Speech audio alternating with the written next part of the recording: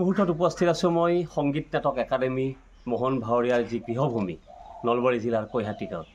এই কৈহাটী গাঁৱত এইকাৰণে উপস্থিত হৈছোঁ আজি যে সদ্য ঘোষিত যি ADREৰ পৰীক্ষাৰ ফলাফল, সেই ফলাফলক লৈ সমগ্ৰ ৰাজ্যৰ লগতে নলবাৰীতো আনন্দৰ বন্যা বৈছিল। আৰু আজি আমি 3 দিন পিছত এনেকুৱা এটি সুখৰ খবৰ পাইছোঁ, য'ত আমি এই ধনে ভাৱৰীয়া বুলি কয় কৈহাটীৰ মোহন ভাৱৰীয়াৰ একেলগে সংগত কৰিছিল ঢুলীয়া, সেই ধনে ভাৱৰীয়াৰ পুত্ৰই ADRE পৰীক্ষাত ফলাফল লাভ কৰিবলৈ সুনাম অৰ্জন কৰিবলৈ সক্ষম হৈছে। 4th গ্ৰেড যিটো আছিল পদ, সেই পদত তেওঁ আচলতে পৰীক্ষাৰ অৱতীৰ্ণ হৈছিল।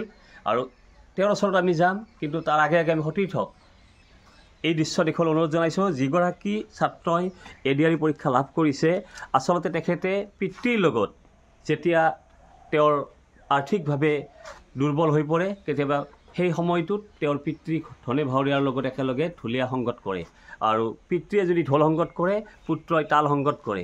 এইদৰে তেওঁলোকৰ জীৱন নিৰ্বাহ চলি আহিছিল।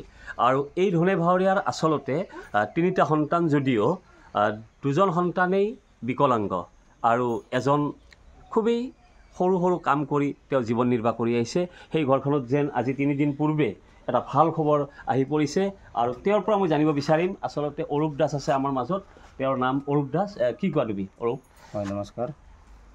মই আপোনাৰ ADRE ফলাফলত মই উত্তীৰ্ণ হ'লোঁ, কিন্তু আপোনাৰ এতিয়া মানে কি মই মামাক এটা অনুৰোধ জনাব খুজিছোঁ, তেওঁ যাতে মোক মানে ইমান মানে আৰ্থিক অৱস্থাত মানে বেয়া, তেওঁ বোলে মই মানে কিবাকৈ মানে এটা স্ক্ৰাইব লৈ হ'লেও মানে কি মই উত্তীৰ্ণ হ'লোঁ পৰীক্ষাটো।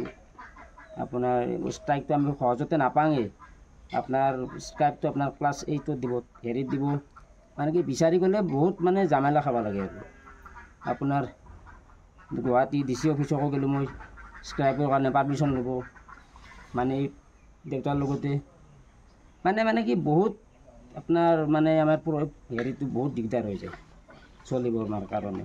তুমি প্ৰথমৰ পৰা জীৱনৰ যি আৰম্ভণি, তুমি শিক্ষা ক'ত গ্ৰহণ কৰিছিলা? মই গুৱাহাটী ডিষ্ট্ৰিক্ট উচ্চ মাধ্যমিক বিদ্যালয়। তাত কোন আছিল? বশিষ্ঠ স্কুল আছে? Vashistha blind school. তাত তুমি হাইস্কুল শিক্ষা ল'ব পাছ কৰিছা? আপোনাৰ প্ৰথমমান শ্ৰেণীৰ পৰা মই 10মান উত্তীৰ্ণ কৰিলোঁ, 10মান শ্ৰেণী। তাৰপিছত আপোনাৰ মই শলমাৰা হাই ছেকেণ্ডাৰী উচ্চ মাধ্যমিক বিদ্যালয়ত মই হাই ছেকেণ্ডাৰী মই উত্তীৰ্ণ হ'লোঁ। তাৰপিছত এই পৰীক্ষাত আপোনাৰ এইটো পৰীক্ষাত মই আজি মোটামুটি আপোনাৰ 2 মাহ 1.5 মাহ মানৰ পৰা মই মানে কি মইতো নিজে পঢ়িব নোৱাৰোঁ, কাৰণ মই এই আখৰবিলাকতো মই মনিব নোৱাৰোঁ। তথাপিতো মানে কি মই মোবাইলৰ দ্বাৰাই কিনি মানে মই ইউটিউবত চাই কিবাকৈ আৰু প্ৰশ্ন কিছুমান মুখস্থ কৰি আৰু আপোনাৰ ইউটিউবততো প্ৰশ্ন তেনেকৈ আমাৰ যি চাওঁ আমি এনে আন্তাজত চাই আছোঁ। ইমান কষ্ট কৰি মই এই মাথাটো দি মানে কি ঢুকি মানে হেৰি পাইছোঁ, আৰু মানে কি ইউটিউবত চাই হ'লেও মই বোলে কিবাকৈ এটা চৰকাৰী চাকৰি এটা ল'ব পাৰিলে মোৰ মানে কি মই বহুত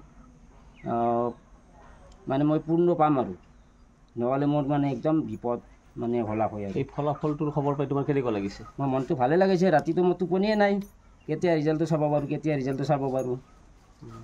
মই তাৰপিছত আপোনাৰ ৰাতিপুৱাই 8:30 মানতে মই ৰিজাল্টটো পাই গ'লোঁ, আৰু তেতিয়া মোৰ মনটো ভাল লাগিছে। বিভিন্ন সময়ত যে কৈ থাকে যে আচলতে ধন দি পেলাই চাকৰি লয়, এই যিটো বিষয়টো তুমি বিশ্বাস কৰা নে? মই এইটো মানে কি এতিয়া বৰ্তমান মানে কি মই এইটো মোৰ মানে হেৰি হোৱা নাই। আৰু মামাই এতিয়া যোনটো আপোনাৰ স্বচ্ছ নিকাভাৱে কাম কৰি আছে, মামাইতো কৈ আছে আমি স্বচ্ছ নিকাভাৱে কাম কৰি আছোঁ। হয়, যোৱাবাৰো আপোনাৰ ADREত 26,000 মানে তেতিয়াও মানে কি বহুত আমাৰ ব্লাইণ্ড চলি পাইছে চাকৰি, দিব্যাংগ চলি। তেওঁ ভাইভাটো মানে কি উত্তীৰ্ণ হৈছে, মানে ক'তো আমাৰ 2 নম্বৰী মানে আমাৰ দিব্যাংগৰ ক্ষেত্ৰত মানে আকৌ মানে কি 2 নম্বৰী পোৱা নাই।